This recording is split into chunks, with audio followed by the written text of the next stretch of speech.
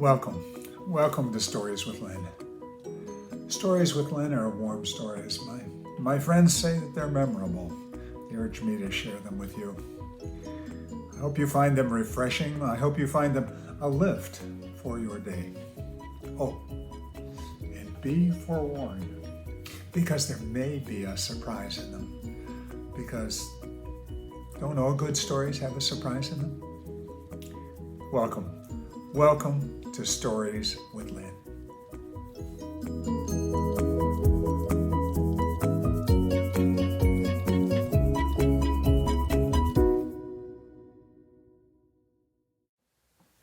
Mystic. This is a story that is aptly named. It is about things that are way, way beyond our ken, and I want to prepare you some for it. It is not a heavy story, yet it is about things that we cannot know, that are far beyond our understanding. I believe it will cause the thoughtful to ponder. It is all the more surreal because it was unsought for, either by the subject or by the author. And come to think of it, it was presented to one of us. Mystic.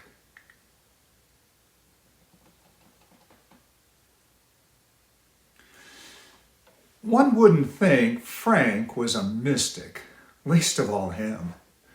Frank was a plain, taciturn, no-nonsense, straightforward sort of guy. A factory worker. He worked at Lincoln Electric down the street here.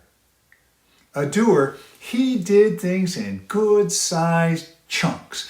Built things, acquired things, collected things. When he made up his mind that something needed doing, well, he got after it, and it got done.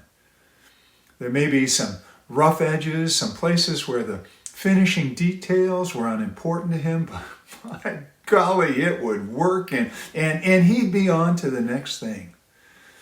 So you wouldn't pick him out of a crowd and say, oh, now there's a mystic. Those people wear robes or carry staffs or mutter unintelligible phrases, something like that, don't they? That would not be Frank. Frank was a cancer survivor, being that he probably knew what would finally kill him. He told me one time that he was unafraid of dying. He said he had watched in the cancer treatment that saved his life, had watched the veins in his arms turn brown, dying in front of his eyes as the liquid cancer treatment was injected into his body. There was no hysteria, no false bravado as he told me that story. Just matter of fact. Just Frank.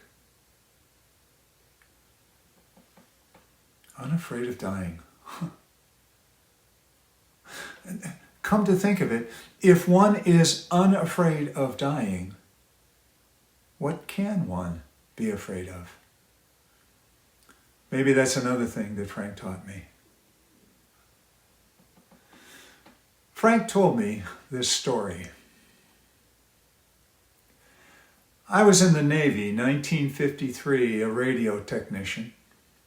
I was stationed at Mare Island, and on Liberty we would go into San Francisco.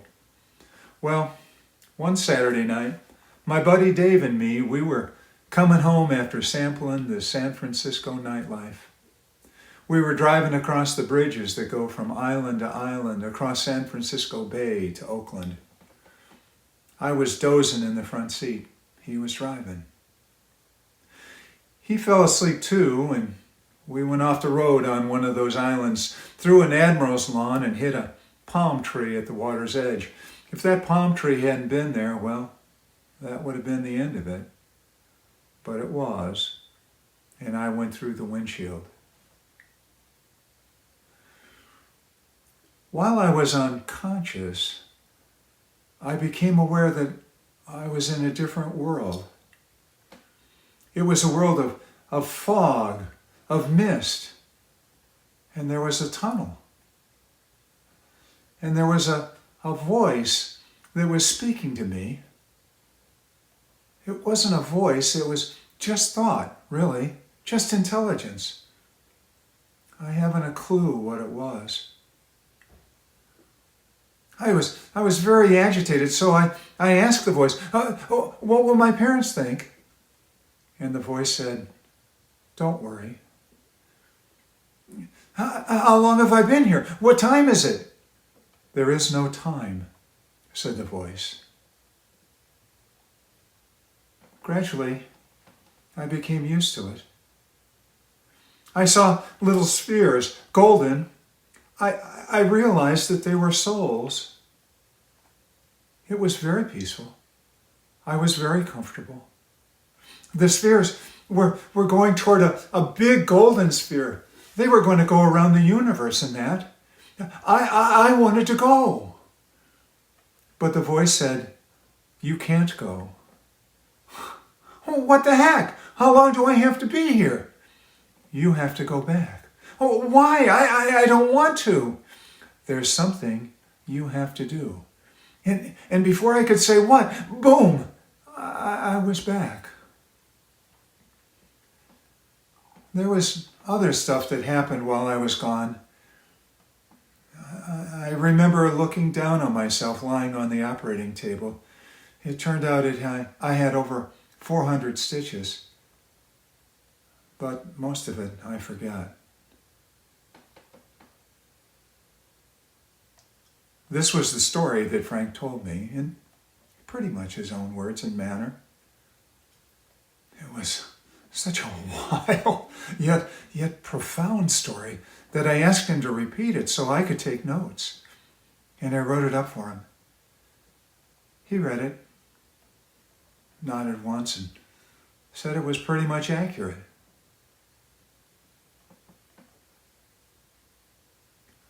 Some time after Frank died, I found I didn't have a copy of it, so I called his wife, Lucette. After exchanging the usual pleasantries, I mentioned that I'd written up a story for Frank and wondered if she might have seen it. She said, well, he's got some papers, and asked what the story was about. After I briefly recounted it, there was silence.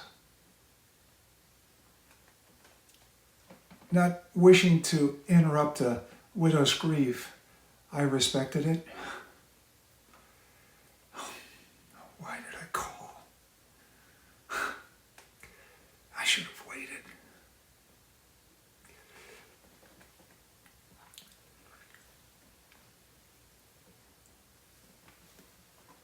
When the silence grew uncomfortably long, I said, I'm so very sorry. Listen, if this is a bad time. No, you don't understand, she broke in.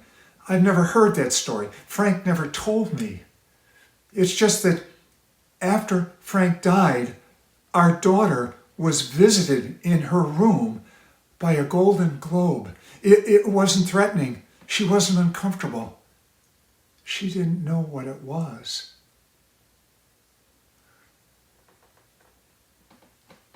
After that, both of us were quiet for some time.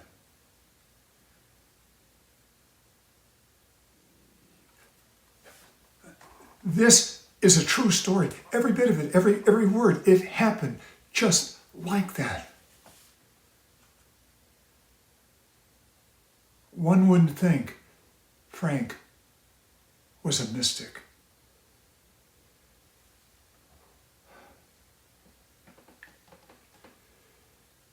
I do have a comment or an afterword on this story.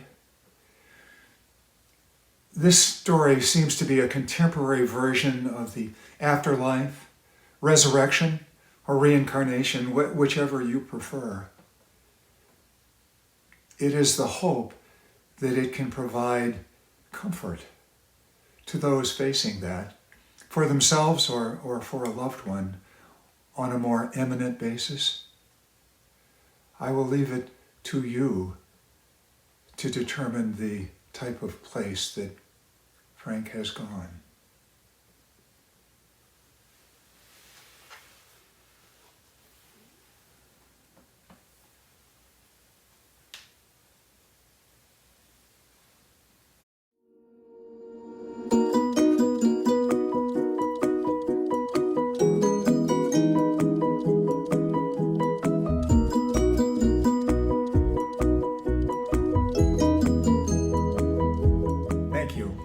joining me on Stories with Lynn.